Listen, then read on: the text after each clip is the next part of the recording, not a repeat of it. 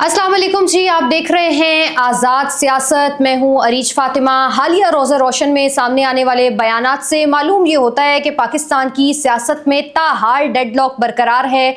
ये डेडलॉक कैसे ख़त्म हो सकता है? पाकिस्तान तहरीक इंसाफ मुज़ाकरात की बात भी कर रही है, मीसाक जमहूरियत की बात भी कर रही है, इलेक्शन कमीशन की तश्कील 9 के हवाले से भी बातचीत कर रही है। लेकिन जहां पर बहुत सारी बातें हो रही हैं, वहीं पर पाकिस्तान तहरीक इंसाफ इस वक्त हमें एक पेज पर आती हुई नजर नहीं आ रही है। स्ट्रीट मूवमेंट भी कर ली, कराची के अंदर भी कर ली, लाहौर के अंदर भी कर ली। अब आगे पाकिस्तान तहरीक इंसाफ क्या करने जा रही है, इन तमाम तर बीट्स पर तफसीलन बात करने के लिए स्टूडियोज में मुझे ज्वाइन कर रहे हैं रहनुमा पाकिस्तान पीपल्स पार्टी हैं जनाब वेरी ऑनरेबल कादिर खान मंदोखेल साहब। बहुत शुक्रिया मंदोखेल साहब ज्वाइन करने का। सबसे पहले तो ये कहिएगा कि हमने देखा कराची के अंदर पाकिस्तान तहरीक इंसाफ की जानिब से एक स्ट्रीट मूवमेंट की गई और उसमें उन्होंने बादशाह, मेरा ख्याल है कि जो टोपी और अजरक उनको पहनाई गई थी वो भी उन्होंने वापस कर दी थी। ये माजरा हुआ क्या था बेसिकली कराची के अंदर, जरा थोड़ा सा हमारे नाजरीन को बताइएगा। बहुत शुक्रिया। पहली बात तो मेरे नॉलेज में नहीं है कि उन्होंने अजरक को टोपी वापस किया, क्योंकि अजरक को टोपी हमारी सिंधी कल्चर का एक इज्जत है और मेरे नॉलेज में ये बात नहीं है कि उन्होंने ये वापस किया। हाँ, अलबत्ता आखिरी दिन तंकीद उन्होंने जरूर की है, जरूर किया आखिरी दिन में। पहले 2 दिन तक तो वो एंजॉय करते रहे कराची और हैदराबाद की सड़कों को। और लेकिन ये सवाल मैं आपके ऊपर छोड़ देता हूँ।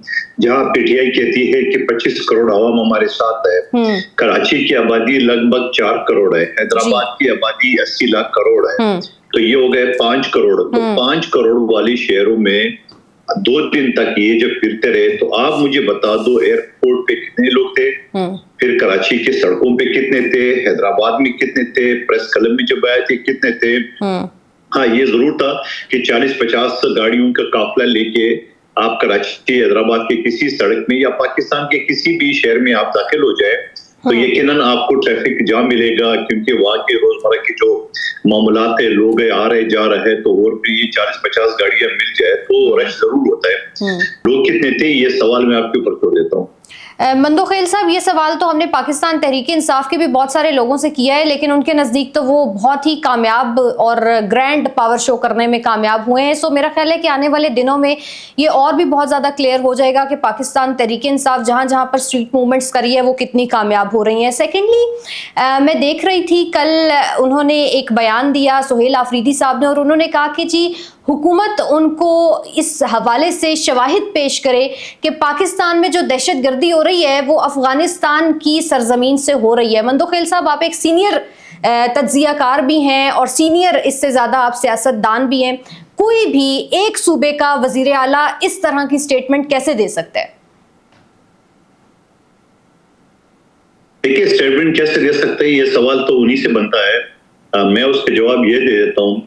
तो आइए चले और दिल पे पत्थर रख के और दिल के खून के आंसू बहा के मैं जो ना वो एपीएस स्कूल के मासूम बच्चों को लाशें और तस्वीरें उनके सामने रख देता हूँ। और ये मैं इनके सामने रख देता हूँ जो दहशतगर्द वहां घुसे थे मासूम बच्चों के कत्लेआम के लिए और वो अफगानिस्तान के साथ राब्ते में थे, वो सारे सबूत में दे देता हूँ। मैं सबूत दे देता हूँ कि 80,000 लोग जो पाकिस्तान में, चाहे वो फोर्सेस के लोग हो, पुलिस के हो और पब्लिक को जो शहीद हुए हैं उनका सबूत दे देता हूँ। और मैं बेनजीर भुट्टो शहीद का सबूत दे देता हूँ कि जिसका कातिल का ताल्लुक कहाँ से था वो सबूत देता हूँ। ये सबूत दे देता हूँ कि आए दिन पुख्तनख्वा इनके अपने सूबों में जो पुलिस और सिविलियन की कत्लेआम हो रही है वो सबूत दे देता हूँ। वो सबूत दे देता हूँ कि जहां इनकी 12 साल की हुकूमत में 40,000 उनने खुद इन्हीं लोगों को उन्होंने बसाया था, वो सबूत देता हूँ। जहां वो जनरल फैज अमीर जो है ना वो बाकायदा उनको बसाने की बात, ये सबूत देता हूँ कि इनके दौर इख्तियार में बन्नू जेल तोड़ा नहीं गया बल्कि उनको चाबी दे के दरवाजे खोल के मुजरिमों को बाहर निकाला गया। ये सबूत दे देता हूँ कि उन्हें खुद अक़वाम मुत्तहिदा से अमेरिका में जो $9 अरब अफगान हुकूमत के थे वो मांगे, ये सबूत देता हूँ। ये सबूत देता हूँ कि उन्होंने कहा कि तालिबान के यहाँ दफातर खोले जाए। तो ये सारे सबूत कम है तो फिर आप अगला सवाल करें। अच्छा, ये तमाम तर जितने भी अजाब हैं, मेरा ख्याल है कि वो एक फैज से फैज़याब होने का नतीजा है। पाकिस्तान तहरीक इंसाफ को अब थोड़ी बहुत समझ आ गई है कि हमें इन तमाम तर फैज़याब से, अब मेरा ख्याल है कि जितना हमने फैज़ लेना था ले लिया, अब हमें आगे बढ़ना चाहिए और सियासी पार्टीज के साथ बैठना चाहिए। बैठेगी पाकिस्तान तहरीक इंसाफ आप लोगों के साथ, पाकिस्तान पीपल्स पार्टी और नून लीग के साथ, जो कि इस वक्त बड़ी सियासी जमातें हैं?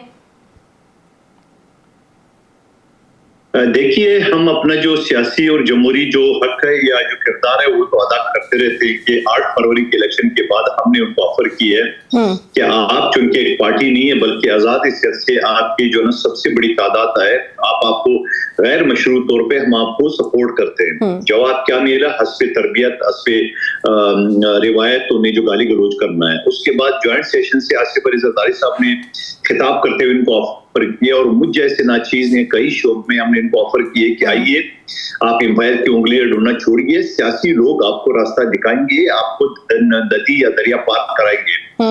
मगर मेरे ख्याल में 2.5 साल इमरान खान साहब को जेल में हो कि मैं कानून की तालिब इल्म के से बता दो कि जिन मुकदमात में वो बंद है इंसदाद दहशतगर्दी का, उनका कानून है कि 1 हफ्ते के अंदर केस का फैसला हो।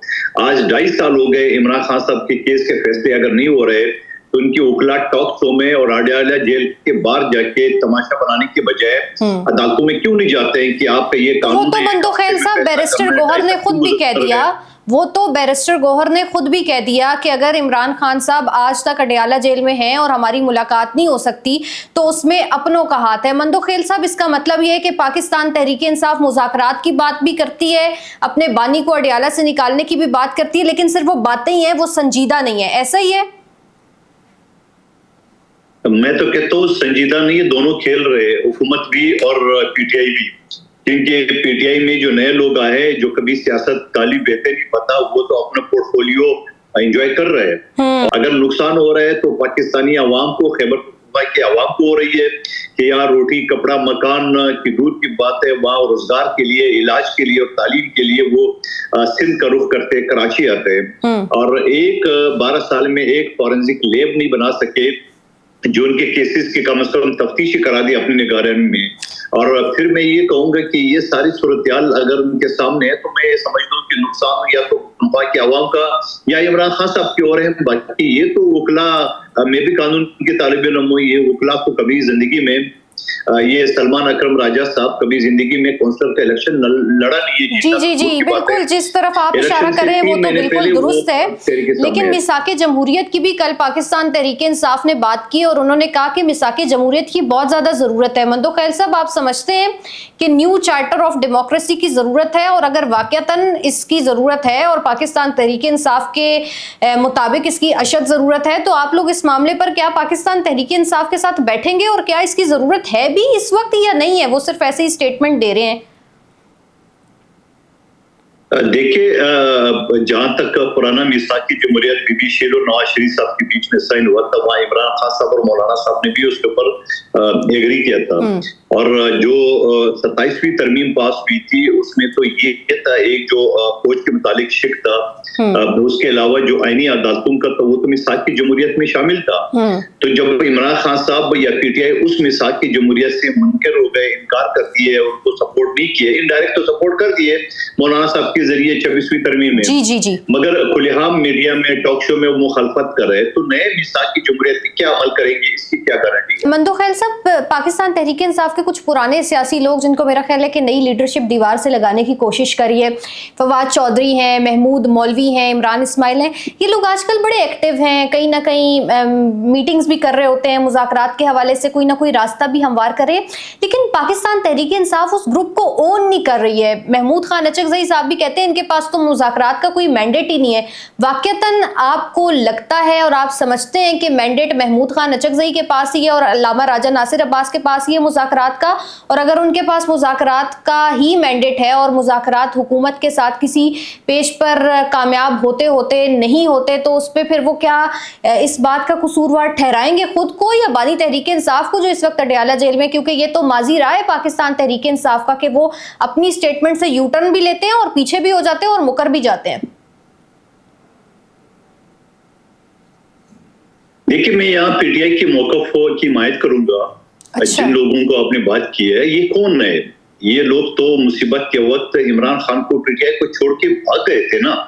तो अब वो किस मुंह से कहते हैं कि हम पीटीआई के? वो तो भाग गए, उन्हें तो बकायदा दूसरी प्लेटफॉर्म ज्वाइन कर लिए, सारे सबूत सारे मीडिया पे आ चुके हैं। तो ये किस मुंह से कहते हैं कि हम पीटीआई वाले हैं? तो और पीटीआई का बिल्कुल हक है कि वो इन लोगों को डिसऑन करे जो माजी में इनको धोखा दे चुका है, उनसे भागे। तो ये तो खामखा की नहीं, कोशिश मंदो कर रहे खैल हैं। साहब, अगर पार्टी के लिए कोशिश कर रहे हैं तो फिर भी पार्टी किसी न किसी तरह से खुशदिली का मुजाहरा तो करे, क्योंकि जो फिर नया ग्रुप है उसमें शेख वकास अकरम है, सलमान अकरम राजा, ये लोग तो वैसे ही उस तरह से हमें संजीदा नहीं नजर आते। अडियाला जेल के बाहर 2-2.5 घंटे धरना करने से पार्टी के क्या जो बानी है वो बाहर निकल आएंगे? क्या पाकिस्तान तहरीक इंसाफ की सियासत वैसे ही कामयाब हो जाएगी? क्योंकि वो खुद ये क्लेम करते हैं कि हम पाकिस्तान की सबसे बड़ी पॉलिटिकल पार्टी हैं।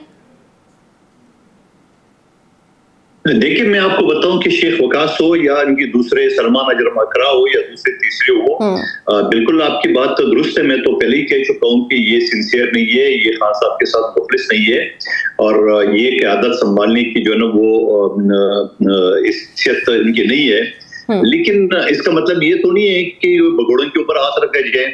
जो पार्टी से निकल चुके थे, जो भगोड़े डिक्लेयर हुए हैं, उनको तो पीटीआई को ये हक है कि उनको डिसऑन कर दें। आप और मैं कौन होते हुए इनको जबरदस्ती पार्टी में शामिल करने का? और जब पार्टी उसको ऑन नहीं कर रही है और हम कहते नहीं जी ये पीटीआई के लोग हैं, पीटीआई के तो नहीं है, ये तो सारे आईपीपी में जा चुके हैं, सबकी फुटेज वीडियो आ चुकी है। और साथ साथ मैं ये कहूंगा असद कैसर साहब भी नहीं है, पता नहीं उसको क्यों गले लगाया। वो तो आज भी बैरिस्टर गौहर के साथ, मंदो खैल साहब, वो तो आज भी असेंबली के फ्लोर पे, चूंकि असेंबली का इजलास था, तो आज भी बैरिस्टर गौहर और असद कैसर साहब इकट्ठे थे और बैरिस्टर गौहर बड़ी स्टेटमेंट्स दे रहे थे कि हम ये कर देंगे वो कर देंगे, तो बगलगीर थे उनके साथ असद कैसर साहब। मैं तो कहता हूँ असद कैसर भी बेईमान आदमी है, क्योंकि वो तो परवेज खटक के साथ प्रेस कॉन्फ्रेंस में बैठा हुआ था। आपने देखा नहीं, वीडियो सारे आ चुके हैं, बिल्कुल मुझे याद है। और न जाने वो कौन सी खंजर लेके बैठे हुए पीटीआई के सफों में। ये तो पीटीआई का बारा सोचना है, हमारा उसे क्या ले देने, वो गद्दारों को भगोड़ों को किसी को भी अपना ले, हमारा उसे क्या वास्ता। ठीक, अच्छा बस लास्टली मुझे ये बताइएगा कि पाकिस्तान पीपल्स पार्टी ये कह रही है कि हम ऑपोजिशन का भी काम कर रहे होते हैं, हुकूमत के साथ इत्तेहादी भी हैं, और बड़ा एक चेक एंड बैलेंस जो है वो पाकिस्तान पीपल्स पार्टी ने रखा हुआ है। और शर्मिला फारूकी साहिबा, उनको मैं सुन रही थी, वो कह रही थी कि अगर हम ना हो तो बहुत कुछ हो सकता है, ये तो पाकिस्तान पीपल्स पार्टी ही है जिसने सारा चेक एंड बैलेंस रखा हुआ है। तो सवाल मेरा ये है कि वाकईतन इस वक्त पाकिस्तान पीपल्स पार्टी के लिए कोई चैलेंज मौजूद है इस में? आप क्या समझते हैं? ये हमारे लिए किस बात का चैलेंज मौजूद है? अगर चैलेंज मौजूद है तो जमात के लिए मौजूद है। अगर पीपल्स पार्टी साथ छोड़ दे तो वो सरों का तादाद तो उनके पास है, मैं पहले अर्ज कर चुका हूं 170। मगर क्या पीपल्स पार्टी की अपोजिशन वो बर्दाश्त कर सकेगी?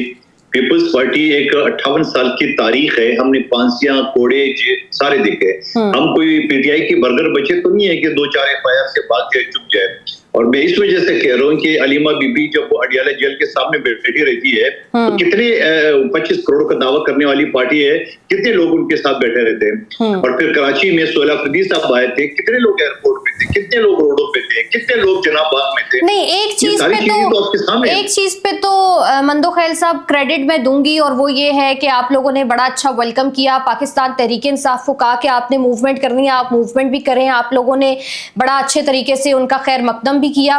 लेकिन अगर पाकिस्तान तहरीक इंसाफ खुद कुछ करने में नाकाम हुई है तो मेरा ख्याल है इसका मलबा आप लोगों पे नहीं डालना चाहिए। बहुत शुक्रिया कादिल मंदो खैल साहब आपके वक्त का, बहुत अच्छा लगा आपसे बातचीत करके। इंशाल्लाह फिर किसी नए और नेक्स्ट पॉडकास्ट में आपके साथ जरूर हाजिर होंगे। आप सबसे इजाजत, अब तक बहुत सारा ख्याल रखिए। अल्लाह हाफिज।